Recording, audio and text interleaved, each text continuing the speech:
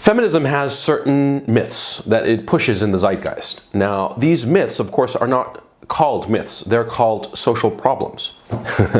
These social problems, of course, are problems that principally affect educated, upscale women, which is feminism's principal demographic.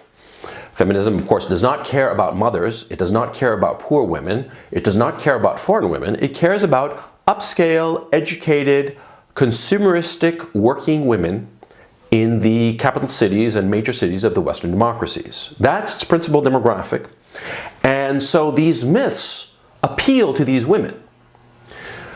These myths, as I said, are social problems, or rather, they are couched in the language of being social problems that only feminism can solve. And yet, oddly enough, feminism never presents any solution to these problems. It keeps on talking about these problems forever, endlessly, repetitively. But it doesn't put on the table any kind of solution, any practical solution to these social problems, quote unquote, which are really just myths, because they are social problems that either have not existed in decades, or they are social problems that never existed to begin with. Now, the first of these problems.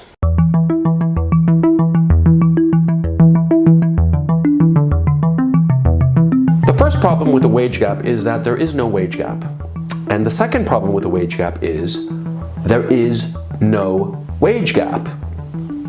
Now, I'm going to talk about the United States, the laws of the United States, but similar laws are in place in Canada, as well as the other Western democracies. In the United States, as of 1963, it is illegal to pay a man and a woman different wages for the same job. This was put into law in the 1963 law, the Equal Pay Act of 1963. It was further expanded to include racial minorities under Title VII, I believe, of the Civil Rights Act of 1964. Today, in most corporations, human resources departments make sure that there is no wage gap between men and women or between anybody of different races in the same job, because companies would be exposed to huge lawsuits that could potentially bankrupt it. And there are a number of government entities and non-governmental organizations that make sure to police the private enterprise and make sure that no company discriminates in terms of wages between men and women. So, there is no wage gap in the United States or the other Western democracies. Number one, there is a difference between average earnings between men and women. This is true. But then when you start looking at it, it starts to become clear as to why.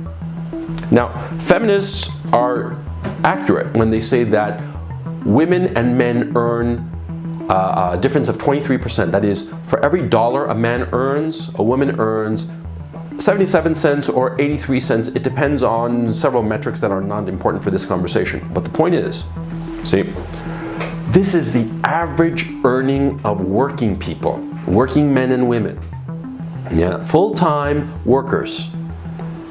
When you start looking as to why this is the case, the reasons become obvious. First of all, men and women gravitate to different occupations. Men gravitate towards STEM fields, and in those STEM fields pay more than the occupations that women go to. Women tend to go towards the healthcare sciences and the social sciences. There are more nurses who are women. There are more doctors who are women. There are more engineers who are men. The problem is that in our current society, engineers earn more. They earn a lot more than teachers, than nurses. Now, this is unfortunate, but this is the reality of the situation. Now, there's been an enormous push to have girls go into STEM fields. I mean, you see all those programs of, women in science and all the rest of it. Now, they are trying to put women into these fields, on the one hand, for feminism's sake. On the other hand, there is a genuine sense that it would be better if there was more balance between the sexes in these fields.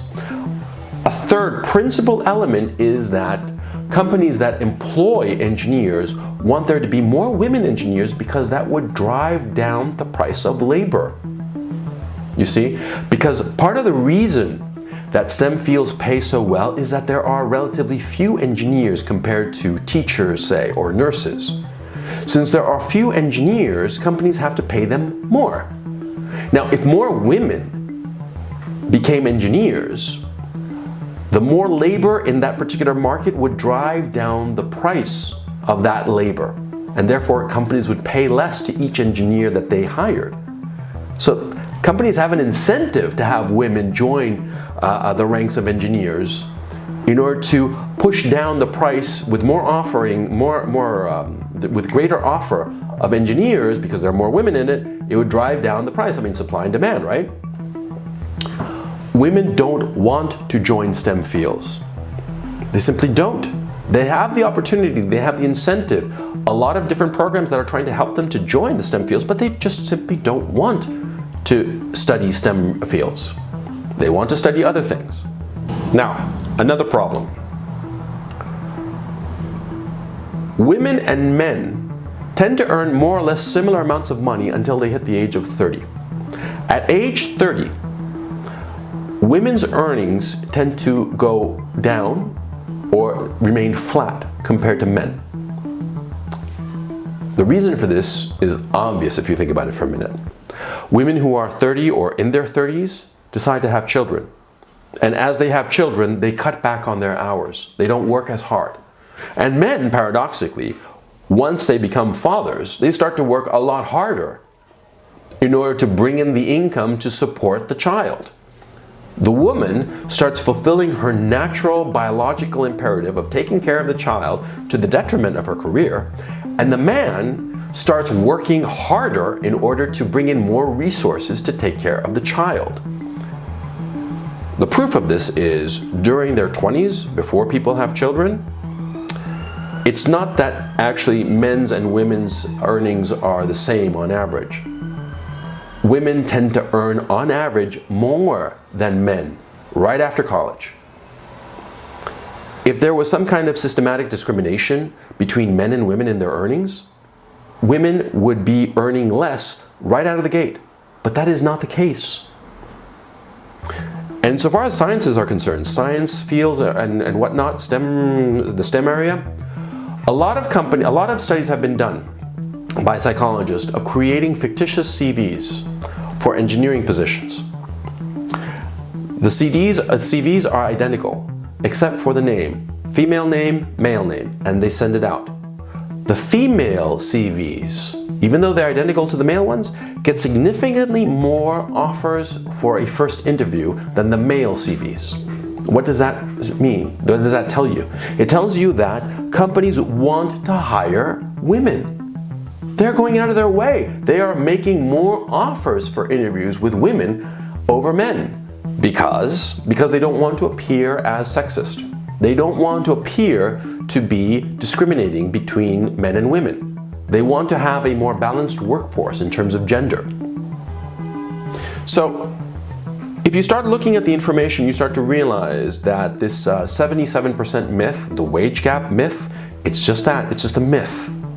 It depends on biological realities. That is, women set aside and forego their careers in order to take care of children, and men work harder in order to earn more income to take care of their child. That's the reality of the situation. That reality, that truth, feminism does not want people to see. Because if it recognizes this truth, if people realize that this is the reality and that there is no wage gap, then feminism doesn't have a reason for being. And feminism needs a reason for being because feminism needs money. It needs money for its foundations, it needs money for its institutions, it needs money for its different courses and universities and whatnot. So it has to push these myths in order to fund itself. Now, this is the first of these myths. There are more myths that I'm going to be discussing in future vlog posts, but I want you all to remember that the wage gap is a myth, but it is a needed myth. Without this myth, feminism doesn't have a reason for being.